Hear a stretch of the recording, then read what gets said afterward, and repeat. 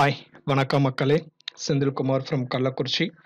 இன்னைக்கு நான் பார்க்க போகிற current affairs news paper analysis July 9 2021 July 9 2021 இன்றைய தேதியில் செய்தித்தாள்களில் வந்திருக்க முக்கியமான news exclusive for any type of competitive examinations. வீடியோக்குள்ளே போகிறதுக்கு முன்னாடி சேனலுக்கு மறக்காம சப்ஸ்கிரைப் பண்ணுங்க. அப்போ தான் நான் போடுற ஒவ்வொரு வீடியோ நோட்டிஃபிகேஷன் உங்களால் பார்க்க முடியும். வீடியோ பிடிச்சினா கண்டிப்பாக லைக் பண்ணுங்க, உங்கள் ஃப்ரெண்ட்ஸ்ட்ட சொல்லி ஷேர் பண்ணுங்க. கீழே இருக்கிற கமெண்ட்ல உங்கள் ஃபீட்பேக் அண்ட் சஜஷன்ஸ் மறக்காம தந்துருங்க.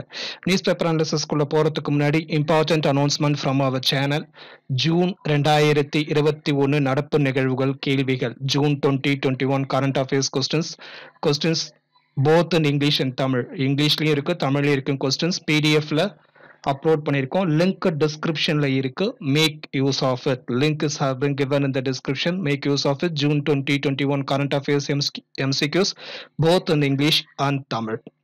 Here comes the newspaper analysis for July 9, 2021. First one, Ministry of Cooperation. இது நம்ம நேற்றுக்கு பார்த்தது தான். கொஞ்சம் அதில் இன்டெப்த்தாக பார்க்கணும், அதை கொஞ்சம் இப்போ பார்த்துடலாம். ஸோ ஒன்றிய அரசு விவசாய அமைச்சகத்தில் இருந்து ஒரு பிரிவான கூட்டுறவு அப்படிங்கிறது ஒரு தனி அமைச்சகத்தை ஏற்படுத்தி இருக்கிறாங்க. So union government created a separate ministry of cooperation. இந்தியாவின் முதல் ஒன்றிய கூட்டுறவு அமைச்சராக திரு அமித்ஷா நியமிக்கப்பட்டுள்ளார். அவர் ஏற்கனவே உள்துறை, ஸோ இப்ப கூடுதலாக கூட்டுறவுத்துறையும் இவரு கீழே வருது. Mister Amit Shah is the first union minister of cooperation. So இப்ப இந்த கோஆபரேட்டிவ்ஸ் இந்திய அரசியலமைப்புல எங்கெங்க கூறப்பட்டிருக்கு அப்படின்றதுக்காக தான் இந்த ஸ்லைடு நான் வச்சிருக்கிறேன். Provisions of Indian constitution related to the cooperatives. First one, 97வது சட்ட திருத்தம் 2011 கோஆபரேட்டிவ் சேர்க்கப்பட்டுள்ளது. 97வது சட்ட திருத்தம் 2011. The Constitution 97th Amendment Act 2011 added a new part 9B. புதிய பகுதி 9B அப்படிங்கிறது புதிதாக சேர்க்கப்பட்டது. 97வது சட்ட திருத்தம் 2011. ஸோ அது எதற்காக அப்படின்னா கோஆபரேட்டிவ்ஸ் கூட்டுறவு சங்கங்களின் நிர்வாகம் செய்வது எப்படி என்பதை வரையறுக்கிறதுக்காக தான் இந்த சட்ட திருத்தம் சேர்க்கப்பட்டது. 97வது சட்ட திருத்தம் பகுதி 9B 9B. அதுக்கு அடுத்தபடியாக எங்க இருக்கு அப்படின்னா was added after unions and associations in 19 class 1 subclass C under part 3 of the constitution.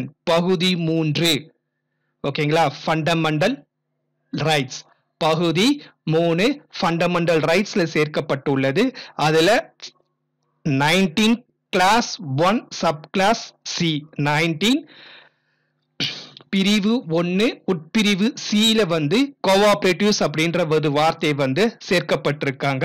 இதற்கு அப்புறம் அந்த யூனியன்ஸ் அண்ட் அசோசியேஷன் எடுத்துட்டு கோஆபரேட்டிவ்ஸ் அப்படின்னு சேர்க்கப்பட்டிருக்காங்க. This enables all the citizens to form cooperatives by giving it the status of the fundamental rights of the citizen. So cooperative அமைப்பது, கூட்டுறவு அமைப்பது என்பது இந்திய குடிமக்களின் அடிப்படை உரிமையாக சேர்க்கப்பட்டுள்ளது.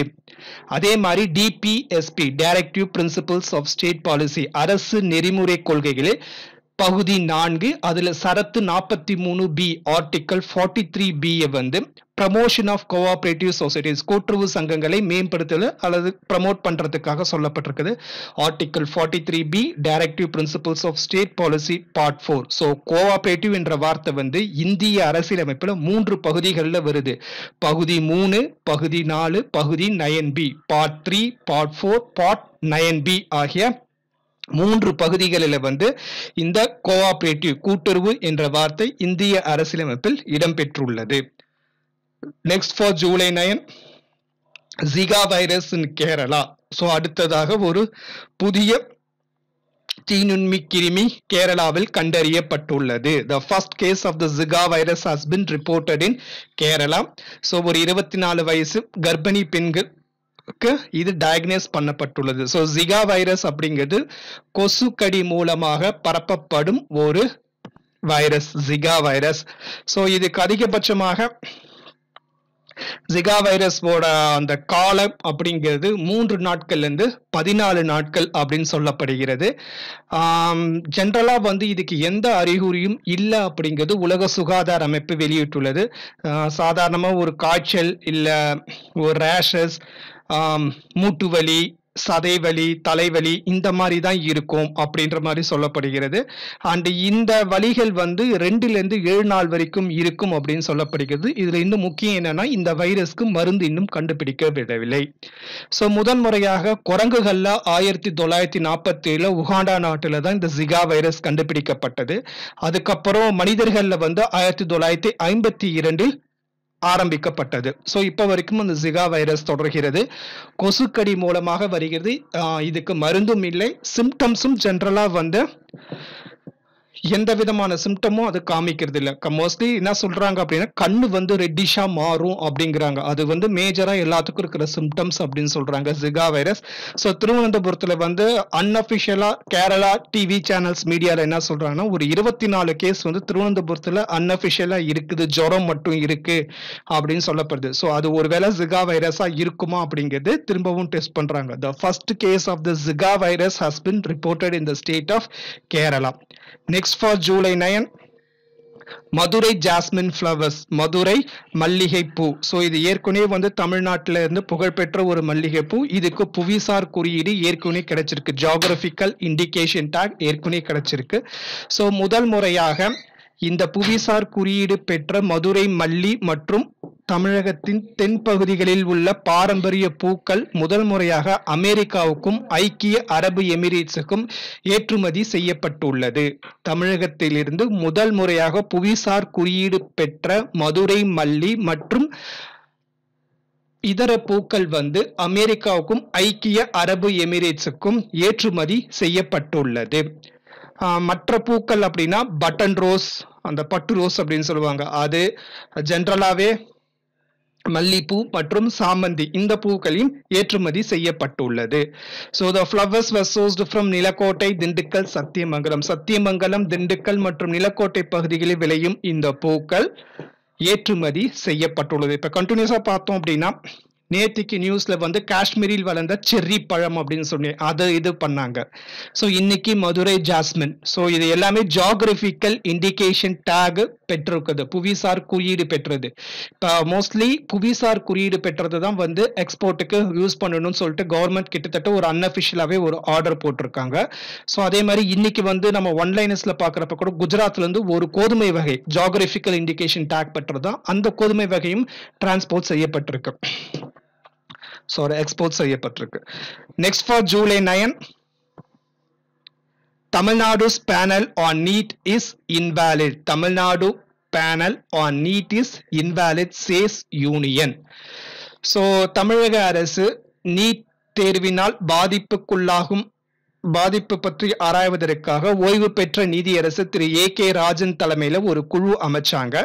ஸோ இந்த குழு எப்படி அமைக்கப்பட்டது அப்படின்னு சொல்லிட்டு சென்னை உயர்நீதிமன்றத்தில் ஒரு பொதுநல வழக்கு போடப்பட்டது. அப்ப அந்த வழக்கை விசாரித்தப்ப சென்னை உயர்நீதிமன்றம் தமிழக அரசு கிட்ட, நீங்க இந்த குழு ஆரம்பிக்கிறதுக்கு முன்னாடி உச்சநீதிமன்றத்தின் பெர்மிஷன் வாங்குனீங்களா? இது உச்சநீதிமன்றம் தீர்ப்பின்படிதான் நீட் தேர்வு அமைக்கப்பட்டிருக்குது, நடந்துட்டு இருக்குது. ஸோ உச்சநீதிமன்ற தீர்ப்பை மீறி நீங்க இதை பண்றீங்களா அப்படின்னு கொஞ்சம் காட்டமாவே கேட்டுட்டு மத்திய அரசு இதுக்கு பதில் தாக்கல் செய்யணும், ஒன்றிய அரசு இதுக்கு பதில் தாக்கல் செய்யணும் சொல்லியிருந்தாங்க. ஸோ அப்ப நேத்திக்கு ஒன்றிய அரசு பதில் தாக்கல் செஞ்சது, தமிழக அரசு ஏற்படுத்திய இந்த நீட் தேர்வு தேவையா இல்லையா, அதனால் பாதிப்புக்குள்ளாகும் என்பதை பற்றி ஆராய்வதற்காக ஏற்படுத்தப்பட்ட குழு வந்து டோட்டலா இன்வாலிட், இது சட்டத்துக்கு புறம்பானது அப்படின்னு சொல்லிட்டு ஒன்றிய அரசு சென்னை உயர்நீதிமன்றத்துல மனு தாக்கல் செஞ்சிருக்கிறாங்க. அவங்க இன்னும் கொஞ்சம் ஒரு ஸ்டெப் மேல போய், the committee has been constituted in contravention of the Supreme Court verdicts. உச்சநீதிமன்ற அளித்த தீர்ப்புகளுக்கு எதிராக இந்த குழு தமிழக அரசு ஏற்படுத்தியுள்ளது அப்படின்னு சொல்லப்பட்டது இல்லாம ஒன்றிய அரசு இன்னும் ஒரு வாதத்தையும் வைக்கிறாங்க. மெடிக்கல் எஜுகேஷன் வாஸ் இந்த concurrent list of the constitution. அதாவது மருத்துவ கல்வி என்பது பொது பட்டியல தான் இருக்குது.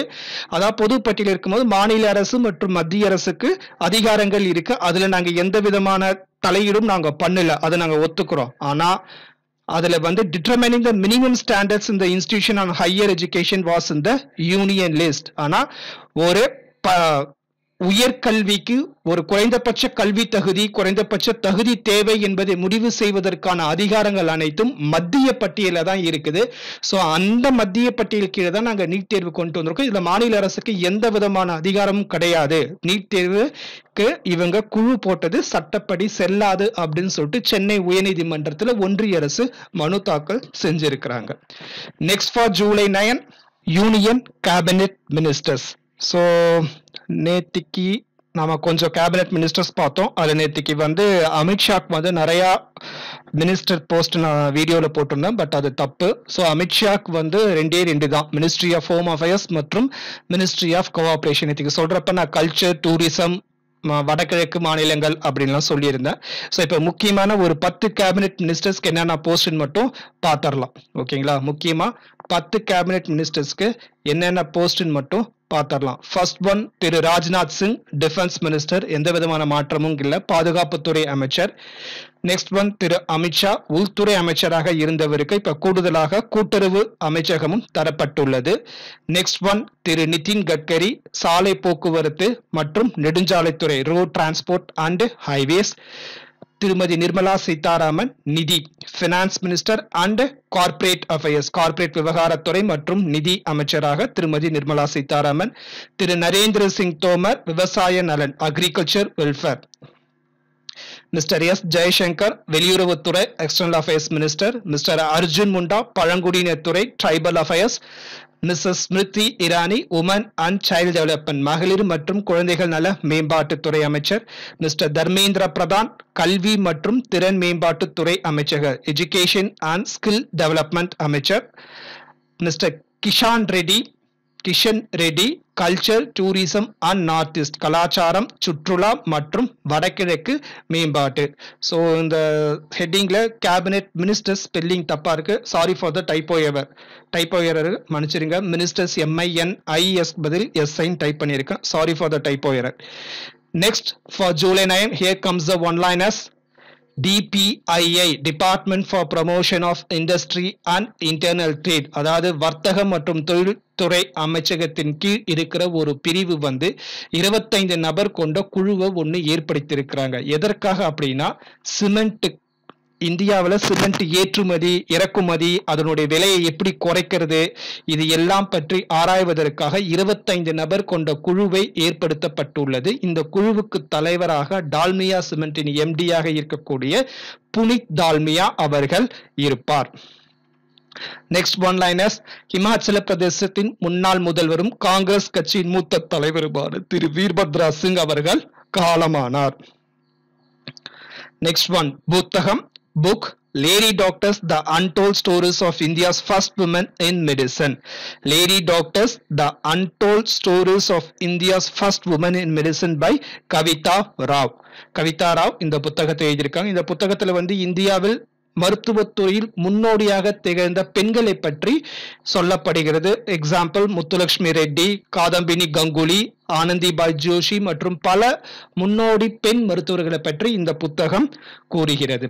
Next one liners, the first shipment of geographical indication certified Balia variety of wheat was exported to Kenya and Sri Lanka from Gujarat.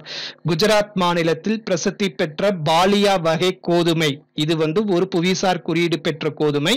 Ballia வகை கோதுமை முதல் முறையாக கென்யா மற்றும் இலங்கைக்கு ஏற்றுமதி செய்யப்பட்டுள்ளது. காதி பிராகிருதிக், சோ முதன்முறையாக மாட்டு சாணத்தில் இருந்து தயாரிக்கப்பட்ட இந்த பெயிண்ட், இது மாட்டு சாணத்திலிருந்து தயாரிக்கப்பட்ட paint, India's first paint made from the cow dung. So இந்த காதி பிராகிருதிக்கு வந்து ஒன்றிய அமைச்சராக இருக்கிற திரு நிதின் கட்கரி, நானே இதுக்கு தூதுவராக இருக்கிறேன் அப்படின்னு சொல்லியிருக்கிறாரு. Union minister mister Nitin Gadkari announced himself as the brand ambassador for Khadi Prakritik. Kerala government has proposed to have its own OTT platform. So Kerala அரசாங்கம் வந்து இப்போக்கி OTT வந்து அமேசான், நெட்ஃபிளிக்ஸ், ஹாட்ஸ்டார் இது மாதிரி தனியார் OTT தான் இருக்கு. ஸோ இப்போ இந்த தியேட்டர்லாம் மூடப்பட்டிருக்கிறதுனால தனியார் OTT வந்து பெரிய நடிகர், பெரிய நட்சத்திரங்கள் படங்களை மட்டும்தான் வாங்கி வெளியிடுறாங்க. ஸோ சிறிய பட்ஜெட்ல எடுக்கிற படங்கள்லாம் அவங்க வெளியிட மாட்டேங்கிறாங்கன்றதுனால கேரளா அரசாங்கம் சொந்தமாகவே ஒரு OTT ஏற்படுத்தப்படும் என்று சொல்லப்பட்டிருக்கு. நவம்பர் மாசத்திலிருந்து இது செயல்பாட்டுக்கு வரும் என்றும் சொல்லப்படுகிறது. A firing range in Gulmarg, Jammu Kashmir has been named after the Hindi film actress Vidya Balan. Vidya Balan firing range. Jammu Kashmir மாநிலத்தில் உள்ள குல்மார்க்ல இந்திய ராணுவத்துக்காக இருக்கப்படும் துப்பாக்கிச் சூடு பயிற்சி மையம் ஃபயரிங் ரேஞ்ச் அது ஹிந்தி நடிகையான வித்யா பாலன் பெயரில் வைக்கப்பட்டுள்ளது. Vidya Balan firing range. With this, I'm coming to an end for July 9, 2021 current affairs newspaper analysis video. Video பிடிச்சிருந்தா கண்டிப்பா லைக் பண்ணுங்க, உங்க ஃப்ரெண்ட்ஸ் சொல்லி ஷேர் பண்ணுங்க, கீழே இருக்கிற கமெண்ட்ல உங்க ஃபீட்பேக் அண்ட் சஜஷன்ஸ் தந்துருங்க. சேனலுக்கு மறக்காம சப்ஸ்கிரைப் பண்ணுங்க, அப்பதான் நான் போடுற ஒவ்வொரு வீடியோ நோட்டிபிகேஷன்ஸ் வரும், உங்களால பார்க்க முடியும். Thank you for watching the video and be safe.